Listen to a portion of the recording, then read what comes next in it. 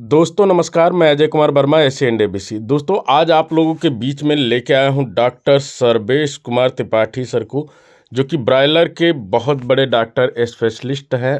तो वो आए हैं, उनके द्वारा आज कुछ चीज़ें बताई जाएंगी जिनको आप लोग सुनिए और वीडियो को लाइक करिए, कमेंट करिए और सब्सक्राइब करिए। इंटीग्रेशन फार्मिंग में सब कुछ आपको ही करना है। आपको उनका शेल्टर बनाना है।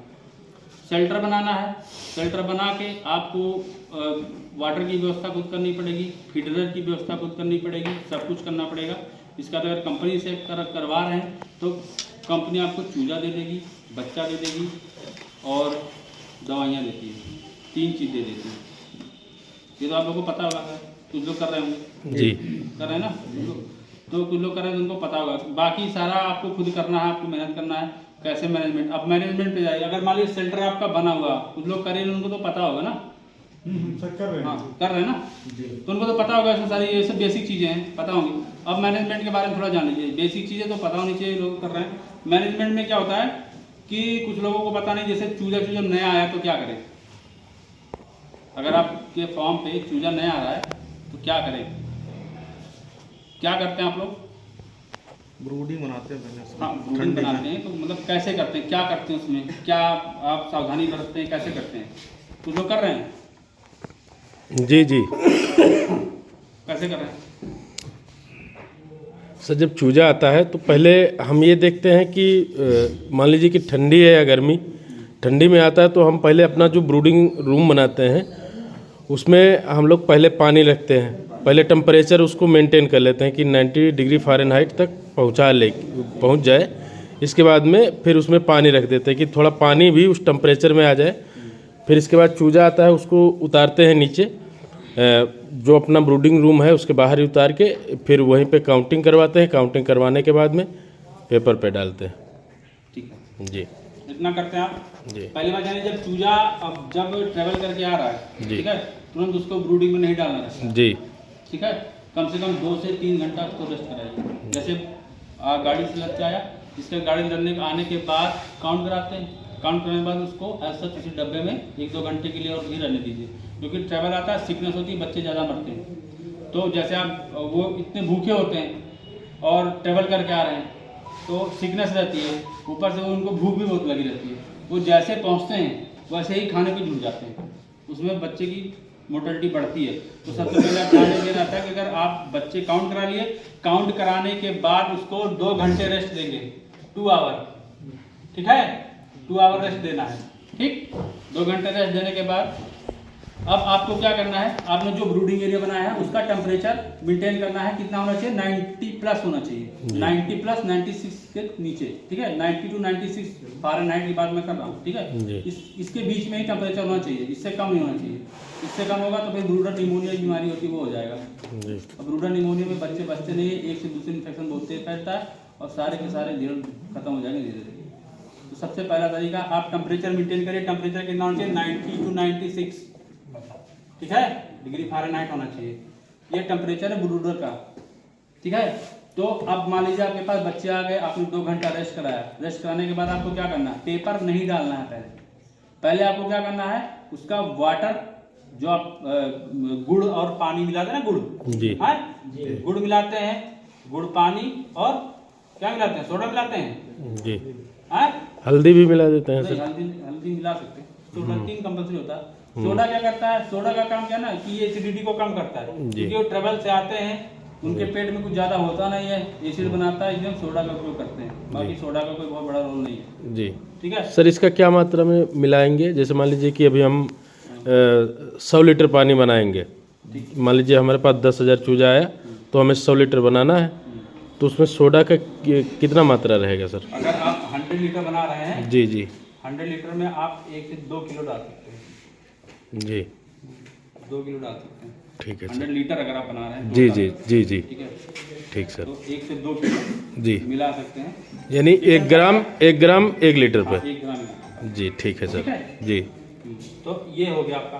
तो हाँ, पेपर नहीं डालना। पहले आप ये सब अपना मटेरियल, जैसे अब बच्चा आ गया है, 2 घंटे रेस्ट के, 2 घंटे आपके पास टाइम है, 2 घंटे में आप ये सब बनाइए। जी, ठीक है, पानी बनाने के बाद इसको जो भी ब्रूडर के अंदर जा रहा है, ठीक है, उसका पहली बात उसको हाइजीन होना पड़ेगा। जो भी आपका वर्कर होगा, जो भी कोई होगा, आप उसको बताइए कि भैया कपड़ा जो है वो बदल दो, ठीक है, दूसरा कपड़ा पहन लो साफ धुला हुआ, और इसके बाद चप्पल नहीं पहनना है, नंगे पैर जाओ, या जो स्लिप्स आती है पैर में पहनने वाली, ठीक है, वो कह दो पहन लो भैया।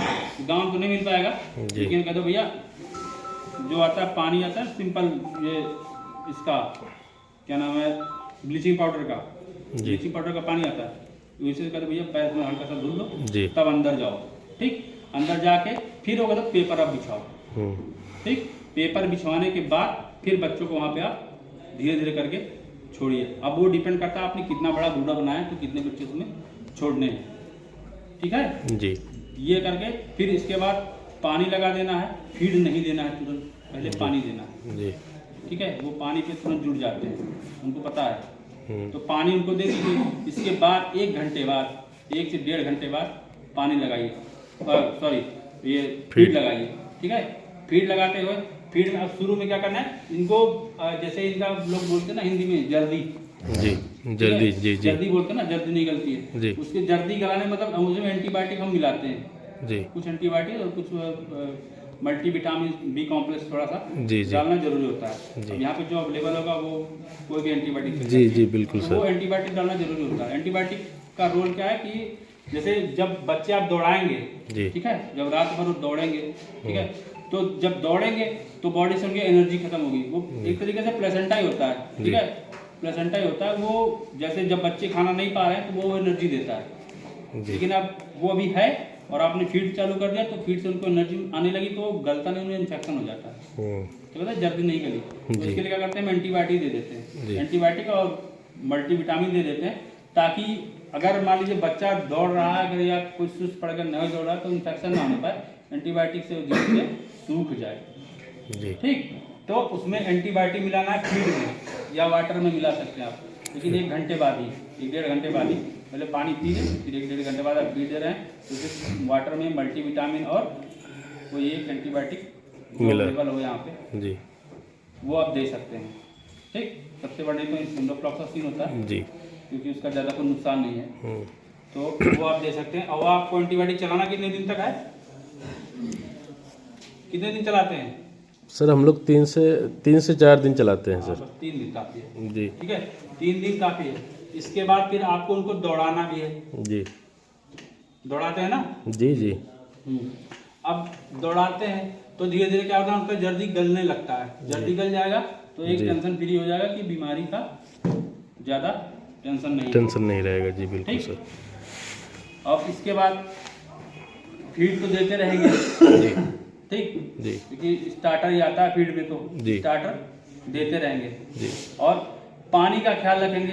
पानी जब आप चलाएंगे, ठीक है, तो उसमें अगर बोरवेल का है, अगर मान लो काफ़ी गहरा है तो ठीक है, अगर मान लीजिए काफ़ी गहरा पानी नहीं है तो आपको वाटर सैनिटाइजर का यूज़ करना पड़ेगा, जी ठीक है। स्टार्टिंग में वाटर का सैनिटाइजर का रेशियो होता है 1:1 का डालेंगे, 1:100 का, जी ठीक, जी मतलब 1 लीटर पानी में 1 ही ml, 1000 का, जी 1 लीटर पानी में 1 ml 1 ml वाटर सैनिटाइजर डालना है। जी ये सैनिटाइजर आपको थ्रू आउट 45 डे चलेगा, जी जब तक आपके बच्चे हैं। जी ये सैनिटाइजर डालना बहुत ही जरूरी है। जी सैनिटाइजर नहीं डालेंगे तो सबसे पहली बीमारी पता है कौन सी आती है? E coli. ई को ले आ जाएगी सर, सबसे बिल्कुल बड़ी बीमारी है मुर्गियों में ई कोलाई, जी ये सबसे खतरनाक है। जी ये फैलती कैसी है, किसी को अगर ई कोलाई मान ली उनका इम्यून सिस्टम डाउन है जी। तो ये कहा है उसको इम्यून तो सिस्टम होगा डाउन ही। हो, क्या करेगी, पानी पिया, मान लो इन्फेक्शन ले लिया। इन्फेक्शन क्या होता है, मुर्गियों में एक बीमारी होती है कि वो फीड के ऊपर बैठ जाती है जी उड़कर, और फीड के ऊपर बैठेंगी तो वहाँ पे बीट कर देती हैं। बीट कर देती हैं तो क्या होता है, वो इन्फेक्शन बीट उसमें पूरे फीड में फैल गया, जितनी मुर्गियाँ खाई सबको ई कोलाई हो गया। तो ई कोलाई हो गया तो फार्म का सत्यानाश होना है, जी क्योंकि आप जब तक सोचोगे इतना तेज फैलता है और कंट्रोल में आता नहीं, जब तक आप कंट्रोल करो तब से पता चलेगा 20% या 30% मोर्टेलिटी हो गई, ठीक। तो इस बात का आपको ध्यान रखना है, वाटर सैनिटाइजर डालते रहना है। जी कोई भी पानी सादा जाना ही नहीं है, चाहे आप दवा का डाल रहे हो या कोई डाल रहे हो। वाटर सैनिटाइजर बहुत सारे वाटर सैनिटाइजर आते हैं, जी ठीक है, कंपनी में भी आता है, कंपनी वाले जो करेंगे तो कंपनी का ही देता है वाटर जी। सैनिटाइजर, वो आपको डालते रहना है। थ्रू 45 डेज जी। तक। उसमें कोई भी लापरवाही नहीं है, एक तरीके से मेडिसिन है। कोई भी अगर वर्कर काम कर रहा है तो वाटर सैनिटाइजर देते ही रहना है। जी ठीक, जी अब आगे ये तो हो गया। फिर इसके बाद धीरे धीरे बच्चे बड़े होते रहेंगे। अगर मान लीजिए आपके फार्म में कोई विजिटर भी आता है देखने, भैया फार्म दिखा दो अपन, जी। नया नया शौक चढ़ता है देखने का, जी डायरेक्ट एंट्री मत दीजिए, जाली के बाहर से दिखवा सकते हैं। या अगर वो अंदर जाते हैं तो अब उतनी सुविधा नहीं है कि अप्रन पहना के उनको अंदर भेजें, जी। ठीक है, लैब कोट आता पहनाने के लिए, वो तो नहीं है। तो उनको जो आपने वो ब्लीचिंग पाउडर का घोल बनाया ना, जी उसी में उनको पैर डिप करा के फिर अंदर ले जाइए, पता नहीं कहाँ से आए हैं वो। जी बच्चों में जितना हाइजीन रखेंगे उतनी कम मोटिलिटी होगी, उतनी ज़्यादा प्रोडक्टिविटी होगी। जी इस बात का ध्यान रखना जी। है। अगर इसमें लापरवाही करेंगे तो फिर धीरे धीरे आपको ये दिल टूट जाएगा कि भैया ये बेकार धंधा है। धंधा बहुत अच्छा है, पैसा कमाने का सबसे स्टंट है ये, जी। स्टंट कमाई होती है इसमें। बस अगर आप हाइजीन उसका मेंटेन रखेंगे कि हाँ एकदम हमारा फार्म बिल्कुल वेल मेंटेन है, कोई दिक्कत नहीं है। अगर दिक्कत आती भी है तो आप तुरंत किसी डॉक्टर से संपर्क कर लेते हैं, डॉक्टर साहब बताओ, तो अगर सही समय ट्रीटमेंट हो गया तो भाई ठीक है, अगर नहीं हुआ तो फिर धीरे धीरे आप तंग आ जाएंगे, फिर सोचेंगे हम तो बहुत पैसा लगा बर्बाद हो गया। जी ठीक है, तो इन बातों का ध्यान रखना। स्टार्टिंग पीरियड का है या 10 डेज का, जी। 10 डेज के बाद भी अगर कोई विजिटर आता है तो भी एंट्री नहीं देनी है, जी एंट्री नहीं देनी है। बाहर जाली से दिखा दो भैया ऐसे हमारे बच्चे हैं। और अगर मान लीजिए घुसना भी चाहते हैं तो वही करना है, ब्लीचिंग पाउडर का घोल पैर डुबाइए और थोड़ा दूर से देखिए, ठीक। जी और अगर किसी को सर्दी खांसी जुकाम है तो बिल्कुल ना घुसने दीजिए, जी क्योंकि फिर वो इन्फेक्शन ले जाएंगे, तो फिर वो बच्चे मरेंगे, ठीक। ये 10 दिन का प्रोटोकॉल और ये थ्रू आउट 45 डेज का प्रोटोकॉल है। किसी भी को एंट्री नहीं देनी रहती है इसमें, जी ठीक। ये ब्रॉयलर की मैं कहानी बता रहा हूँ, जी। ठीक। जो इंटीग्रेशन फार्मिंग कर रहे हैं या अपना प्राइवेट कोई अगर है पैसे वाले प्राइवेट का, यह वीडियो आप लोगों को कैसा लगा कमेंट में ज़रूर बताइएगा। और अगर आप लोगों का कमेंट रहा तो अगला वीडियो में सर ने जो बताया है ब्रॉयलर फार्मिंग के ऊपर, जितनी भी बीमारियां हैं उसके ऊपर उन्होंने एक एक करके सारी का इलाज बताया है, मैं ज़रूर डालने की कोशिश करूंगा। पर आप लोगों का कमेंट होना चाहिए।